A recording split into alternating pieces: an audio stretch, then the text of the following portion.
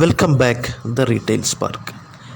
ഇന്ന് നമ്മൾ സംസാരിക്കുന്നത് നിങ്ങളുടെ ബിസിനസ്സിൽ എത്ര ടൈപ്പ് കസ്റ്റമറാണ് ഉള്ളതെന്ന് നമുക്കൊന്ന് നോക്കാം. ഒന്നാമത്തെ type customer is cheap customer. രണ്ടാമത്തെ കസ്റ്റമർ ഈസ് ഡിഫിക്കൾട്ട് കസ്റ്റമർ.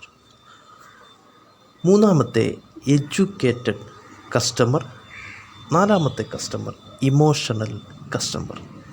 അപ്പോൾ ഇവരുടെ ബൈയിങ് മെത്തേഡ് എങ്ങനെയാണെന്ന് നമുക്കൊന്ന് പഠിക്കാം.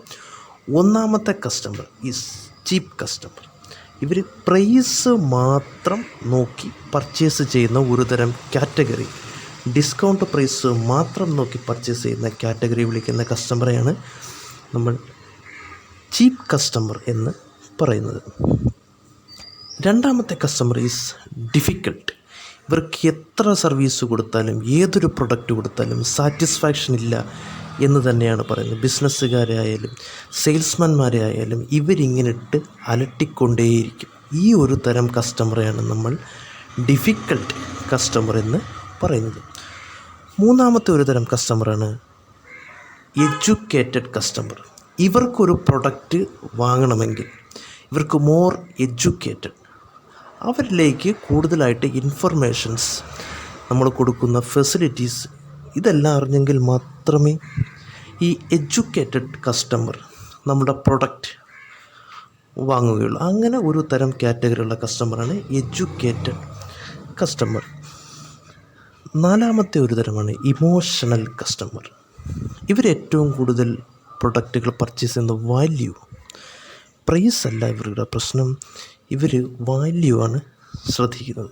വാല്യൂ ക്രിയേറ്റ് ചെയ്യുന്ന ഏതൊരു പ്രൊഡക്റ്റ് ഉണ്ടോ അതിനനുസരിച്ചിട്ട് വാങ്ങുന്ന ഒരു തരം കസ്റ്റമറാണ് ഇമോഷണൽ കസ്റ്റമർ. നിങ്ങളുടെ ഒരു ബിസിനസ് ഇപ്പോൾ വളരുന്നില്ല എന്നുണ്ടെങ്കിൽ കൂടുതലായും നിങ്ങളുടെ ബിസിനസ്സിലുള്ളത് ചീപ്പ് ആൻഡ് ഡിഫിക്കൾട്ട് കസ്റ്റമറായിരിക്കും.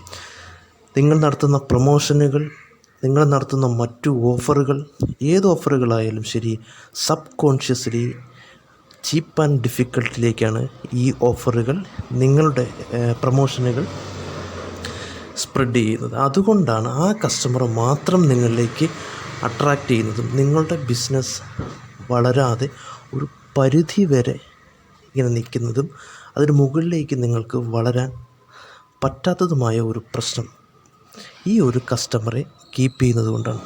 അതുകൊണ്ട് നിങ്ങൾക്ക് എഡ്യൂക്കേറ്റഡ് ആൻഡ് ഇമോഷണൽ കസ്റ്റമറിലേക്ക് എത്താൻ കൂടുതലായിട്ടുള്ള അറിവ്, നിങ്ങളുടെ ഇൻഡസ്ട്രിയെ പറ്റിയിട്ടുള്ള അറിവ് വേണം, നിങ്ങളുടെ പ്രൊഡക്റ്റിനെ പറ്റിയിട്ടുള്ള അറിവ് വേണം, നിങ്ങളുടെ സർവീസ് എങ്ങനെ അത്ര ക്വാളിറ്റി ആയിട്ടുള്ള സർവീസുകൾ കൊടുത്തെങ്കിൽ മാത്രമേ നമുക്ക് ഈ ഒരു തരം കസ്റ്റമറെ നമുക്ക് അട്രാക്റ്റ് ചെയ്യാൻ സാധിക്കുള്ളൂ. എങ്കിൽ മാത്രമേ നിങ്ങൾക്ക് മുകളിൽ